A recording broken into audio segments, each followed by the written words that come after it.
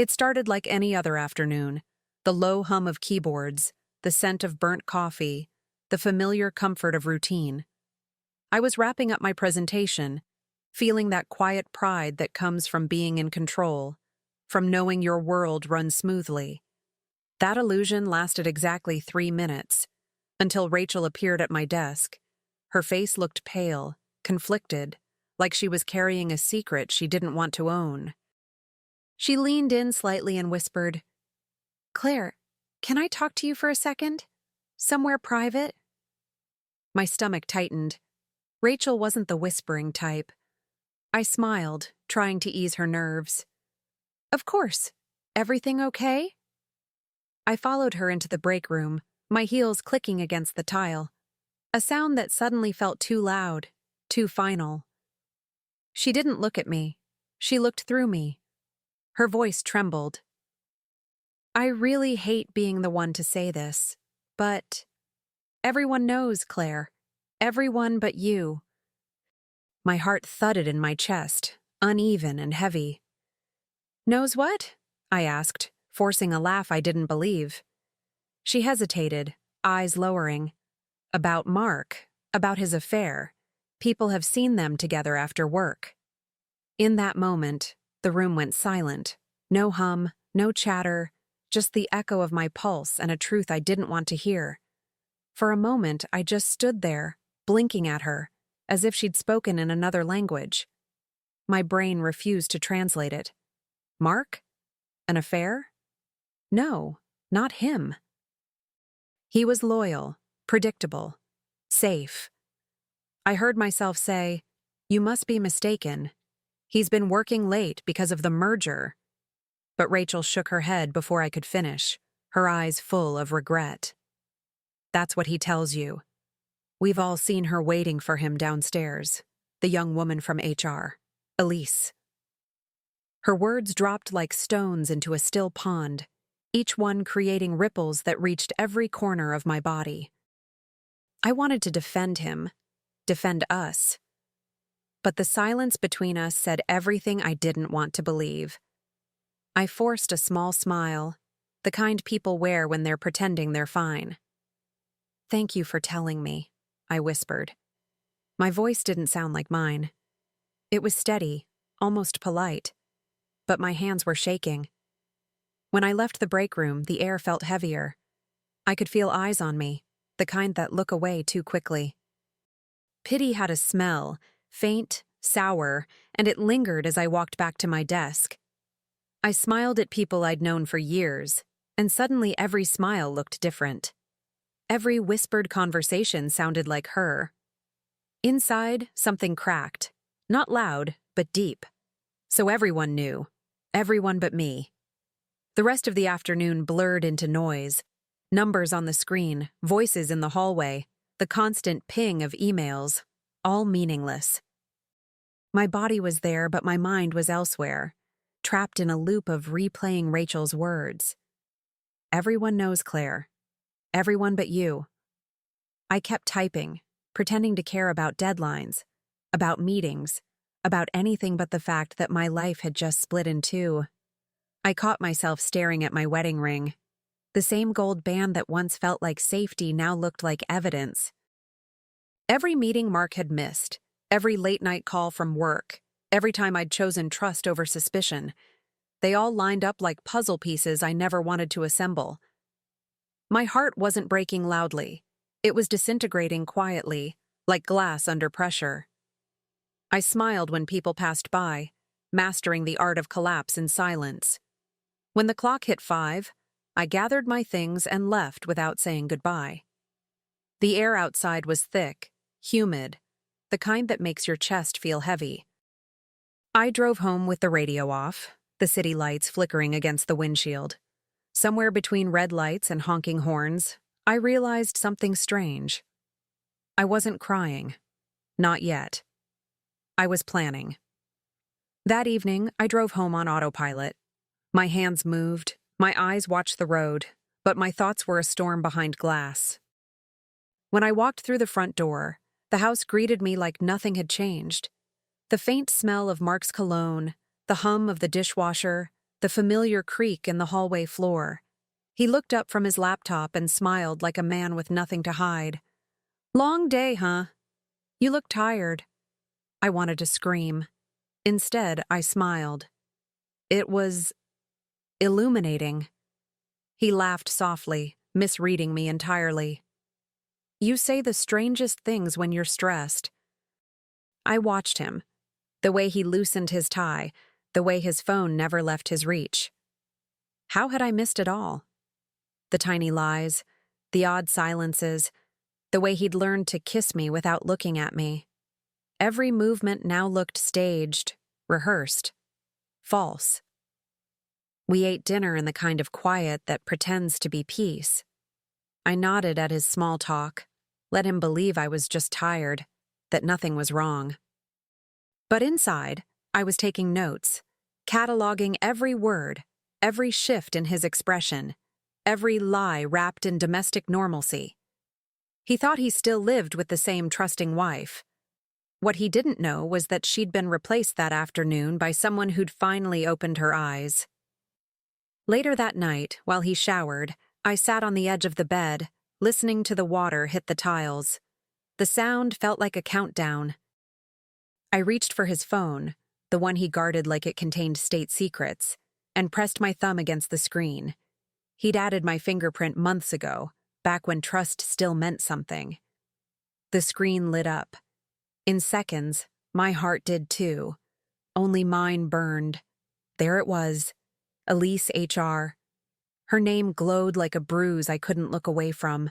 I opened the messages. Pet names, heart emojis, jokes about me, photos, plans after work. Words that once belonged to us, now handed to someone who hadn't earned them. My breath caught somewhere between disbelief and rage. I wanted to throw the phone, but instead I took screenshots. Quiet, deliberate, surgical. When I finished, I forwarded them to my email, deleted the traces, and set the phone back exactly where it was. The shower stopped. I crawled into bed and stared at the ceiling as he climbed in beside me, smelling of soap and betrayal. He whispered, "Good night," like everything was fine. I whispered it back, but in my mind, I was already building something sharp, precise, and patient. I didn't sleep that night. I lay there, listening to his steady breathing, wondering how someone could rest so easily beside the person they were betraying.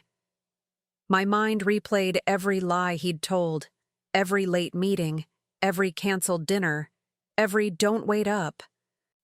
But instead of breaking down, I felt something else rising, a calm, almost frightening clarity. The kind that comes when the heart stops asking why and starts asking how. I thought about all the years I'd defended him, how I'd believed that loyalty meant blindness, how I'd mistaken silence for peace. But now I understood.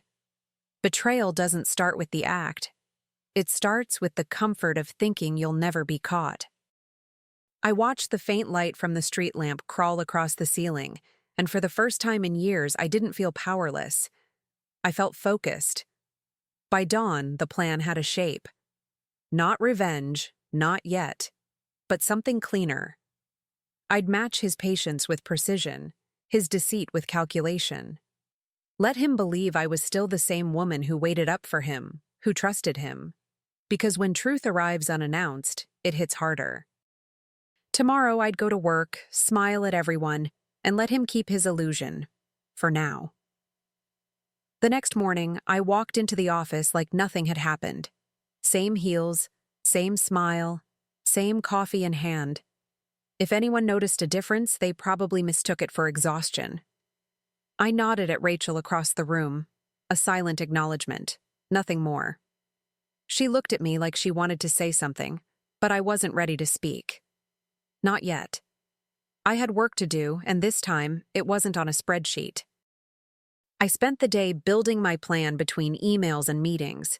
Every click of my keyboard was a step closer to balance. I studied timelines, reread messages, replayed moments in my head. The rage was still there, yes, but now it had discipline. I wasn't the woman who'd been pitied in the break room anymore. I was the woman no one saw coming. And that realization, strangely, felt like power. By the time I got home, I'd made my decision. No yelling, no confrontation, no chaos. He thrived on control, so I'd take it from him quietly. That night, I lit candles, played soft music, and cooked his favorite dinner. I wore his favorite perfume, the one he said reminded him of our early days. He walked in, smiling, completely unaware that the woman pouring him wine wasn't forgiving him. She was finishing her research.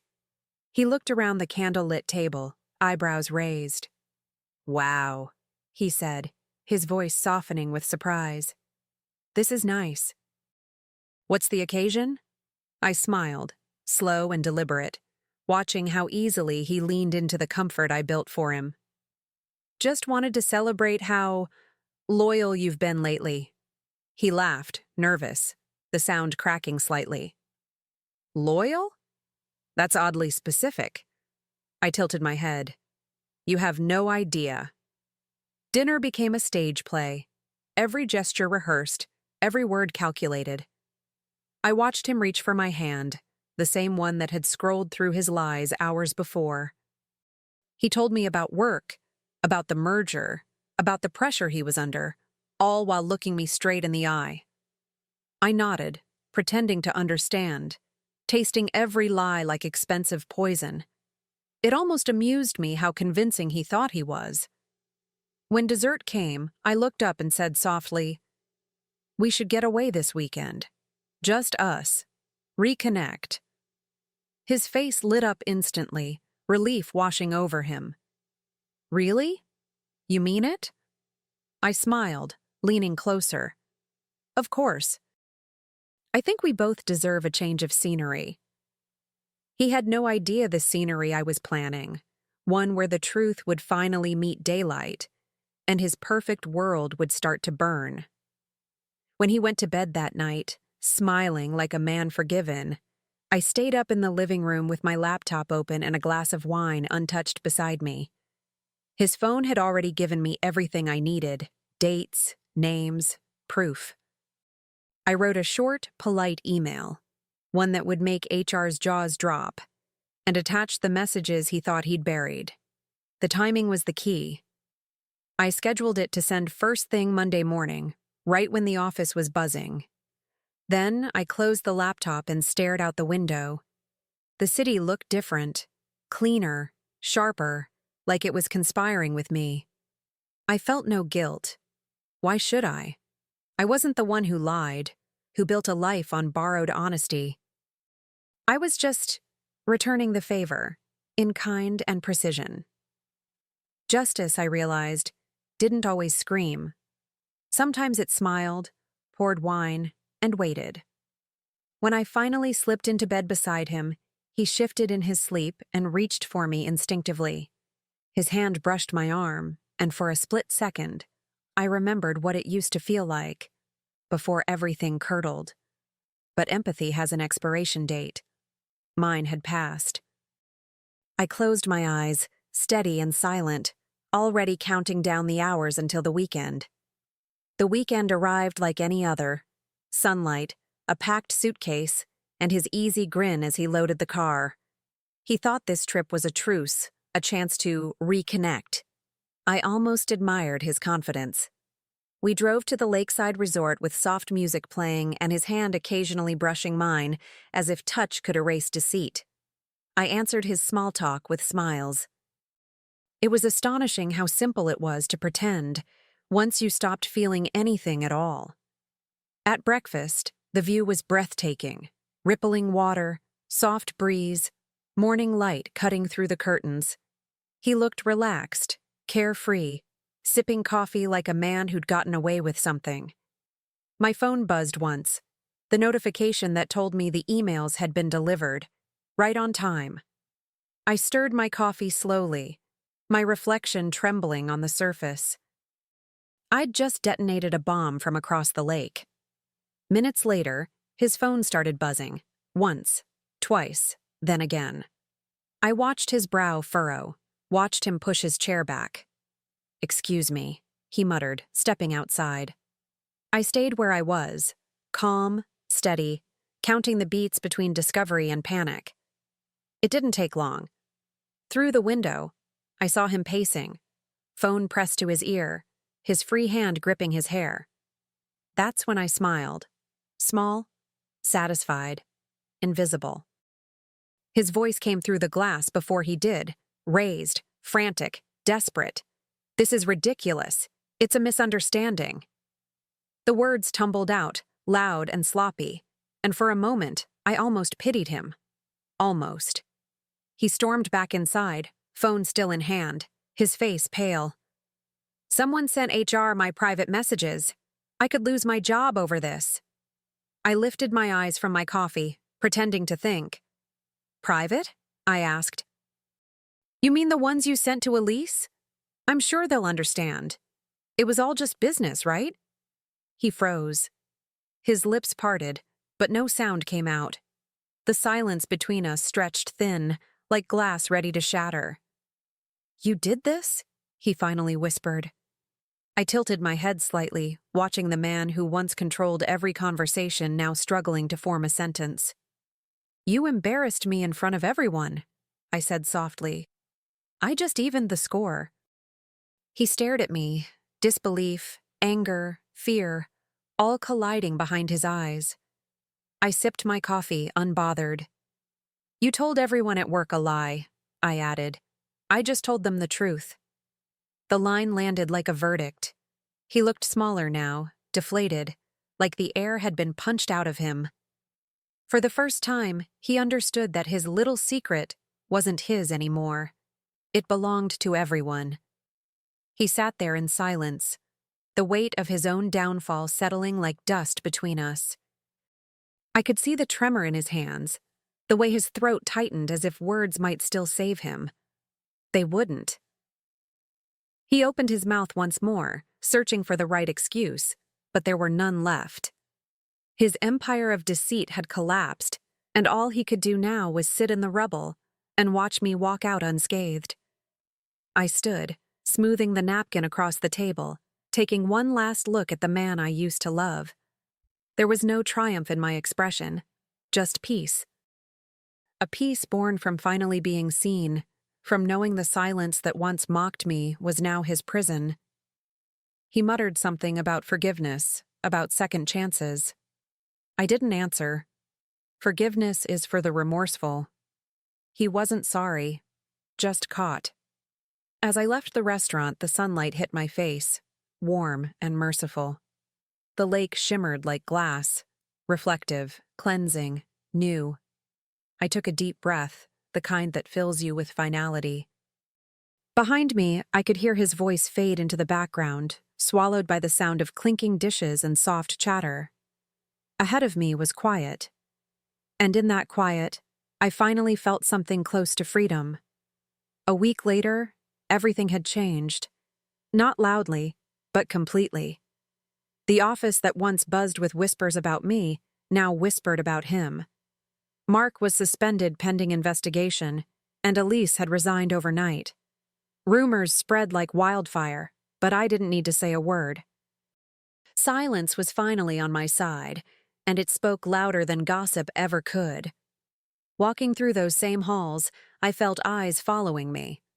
Not in pity this time, but in something closer to respect. Rachel caught up with me near the elevators. She looked cautious, curious, maybe even proud. "You really showed him," she said quietly. I smiled, adjusting the files in my arms. "No," I replied. "I showed them all that I wasn't the fool they thought I was." It wasn't anger anymore. It was truth. Clean, weightless truth. I'd spent years living inside his shadow, and now, stepping out of it felt like breathing after a long dive underwater. By the time I got home that night, the house felt different too. His shoes weren't by the door, his jacket no longer hung by the stairs. The quiet no longer felt heavy. It felt earned. I poured myself a glass of wine and sat in the armchair by the window, watching the evening light fade. For the first time in years, I wasn't waiting for anyone to come home. I was already there. He showed up 2 days later. Same knock, same presence, but stripped of everything that once made him intimidating. His shoulders slumped, his voice smaller. "Claire, please," he said, standing in the doorway with that pitiful blend of shame and entitlement. "You can't just throw everything away like this." I stared at the box of his things at my feet, his cufflinks, his watch, the lies he dressed himself in. "You did that," I said calmly, "the moment you thought I'd never find out." He stepped closer, eyes glossy with desperation. "I made a mistake," he shouted, as if volume could rewrite the past. I almost laughed, not out of cruelty, but disbelief. "No, Mark, you made a pattern." My voice was steady, colder than I expected. Years of silence had trained me well. He reached for my arm, but I pulled back, that familiar disgust rising in my throat. He used to touch me like I was his safety net. Now, I was the edge he was falling from. He tried one last time, the apology, the pleading, the script I'd once fallen for, but I didn't recognize that language anymore. I picked up the box, handed it to him, and opened the door. "Goodbye, Mark," I said. He hesitated, searching for a version of me that no longer existed. Then he walked away, and with each step, the air inside the house felt lighter. I closed the door, not out of anger, but completion. After he left, the silence lingered, but it wasn't empty. It was sacred. I walked through each room slowly, touching the things that were mine again. The framed photos, the books, the chair by the window. The air smelled different, lighter, as if the house itself had exhaled. For years, I'd confused keeping peace with keeping him.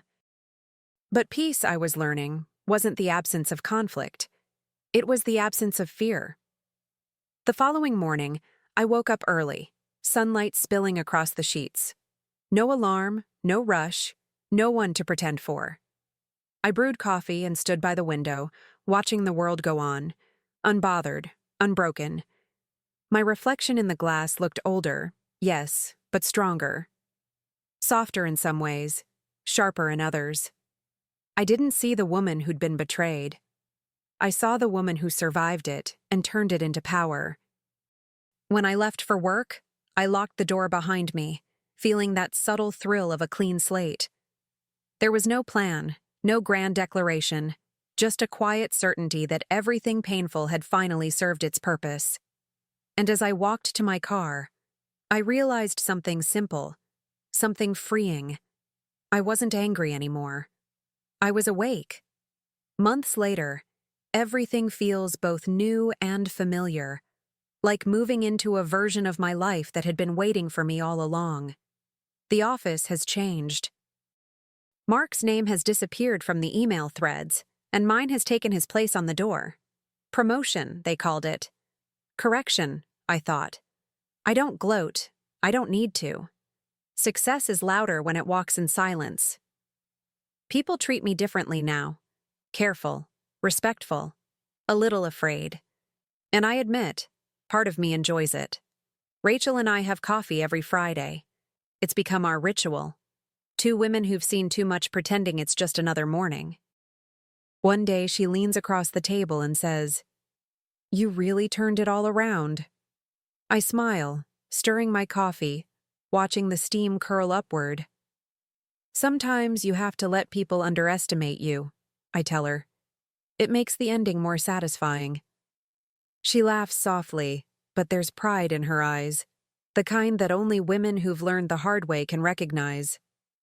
After she leaves, I sit by the window, looking at my reflection in the glass. I don't see the woman who was once pitied, whispered about, deceived. I see clarity. I see peace. I see someone who learned that knowing the truth isn't a punishment, it's freedom.